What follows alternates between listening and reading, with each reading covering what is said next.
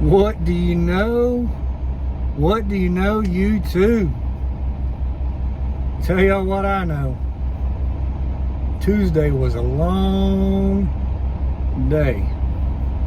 I ran way harder than what I like to run. So, let's get to it. Got 2 load updates today. So, last time I checked in was Tuesday morning, I believe. I was unloading the tire load. Took them way longer than what I was hoping. I mean, I knew it was going to take a little while, but it took them way longer than what I was hoping. So, but anyway, I pulled out of there at like 12:30 in the afternoon. I deadheaded 1 mile from Tulsa to Tulsa. It was actually only like 0.8 of a mile. I went from one building right up the street, pulled into another building. So, in Tulsa, I did a drop and hook. Dropped me empty, picked up a loaded. And from Tulsa, I had to run 484 loaded miles to New Caney, Texas. So that's 485 total miles. Problem with Tuesday was I had to have that load unloaded in time for me to do a 10-hour break so that I can make an 8 a.m. appointment time the next morning. So, mind you, I left the receiver at 12:30, went right around the corner, did a drop and hook, and I flew to Houston, or to New Caney, Texas. I ran 72 mile an hour everywhere I could legally run 72 mile an hour. So Dallas slowed me down a little bit. I hit Dallas like right at rush hour. I want to say it was like, I think I hit the north side of Dallas at like 4:30, and I was on the south side by like 5:30, I think is what it was. It took me about an hour to get through it. But so load weight 19,427 pounds. I'll tell you right now, oh, Rosie surprised me. So that load was straight into the wind all day long, 72 mile an hour, and I was expecting somewhere in the 6s on my fuel mileage, 7.3 miles to the gallon. Now, I ran from Tulsa to New Caney without stopping, so that helps a lot on your fuel mileage. It's when you have all the extra little stops, you know, if you spend the night on a load and you got to idle when you have an optimized idle, kind of kills your fuel mileage a little bit. But on this one here, I picked it up all the way to New Caney, didn't stop. Now by the time I got to New Caney, my eyes was about to float away, but I made it there without stopping. So load paid $1,059.31. Like I said, 485 miles, that's $2.18 a mile. Not too bad. Over $2 a mile, so to me that's a decent load. So New Caney, Texas was supposed to be a live unload. My plan was to pull into New Caney, Texas, get checked in, bump a dock, and basically pull my curtains and go to sleep.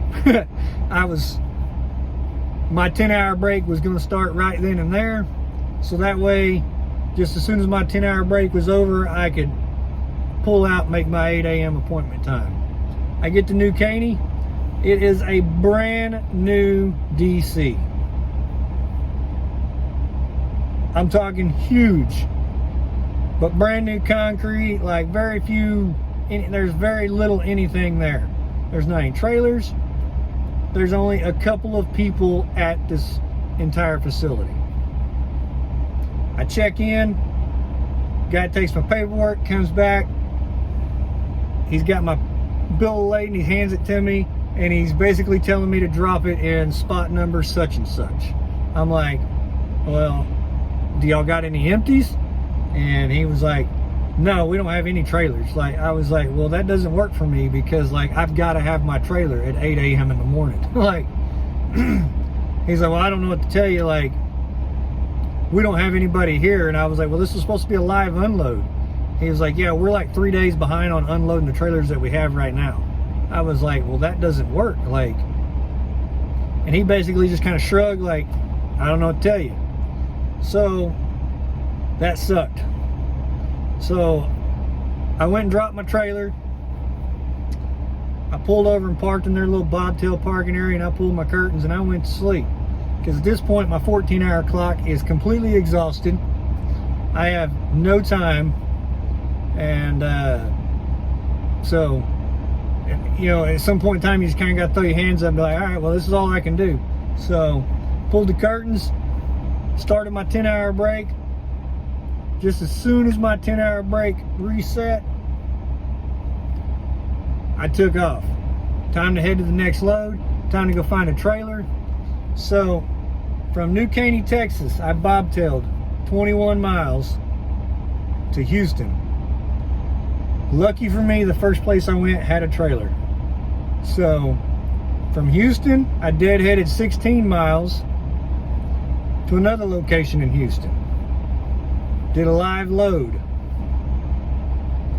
From Houston, I ran 380 miles loaded to Crossett, Arkansas. Now that's 417 total miles. Load weighed 37,800 pounds. But it paid $1,187.28. So that's $2.84 a mile coming out of Houston. Not a bad rate. Not a bad rate at all coming out of Houston. So I did spend the night on that load because, like I said, the day before I wore myself plumb out. I don't like running that hard. So by Wednesday, I was just done. I was exhausted. I parked up about an hour or two from Crossett, Arkansas, so had to do a little idling. So my mile per gallon was 8.3 miles per gallon on that load. So, and once again, I was straight into the wind. The wind had shifted on me. The day before, it was out of the south because all the wind was sucking into the cold front. Well, by this time, the cold front had hit, so all the wind was right out of the north, and I was basically running north.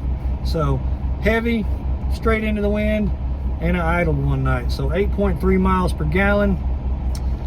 My MPGs is probably going to suffer this week, but as long as the revenue's there, that's all that matters, right?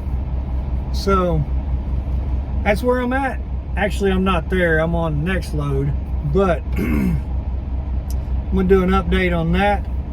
Maybe tomorrow or Saturday. I ain't quite decided yet on that. My GPS did something funny today that reminded me of a story about when I was in New York City one time. We're going to talk about that tomorrow also, because there's a little lesson with it also. A little information on that. So, we'll do a load update on this, on the load we're on, and we'll talk about the New York City incident tomorrow or Saturday, whenever I get a chance to shut down and do it. But, like always, y'all hit the thumbs up, hit the subscribe, stay warm, stay safe, rubber side down, shiny side up. Y'all be good. I'll talk to y'all on the next one.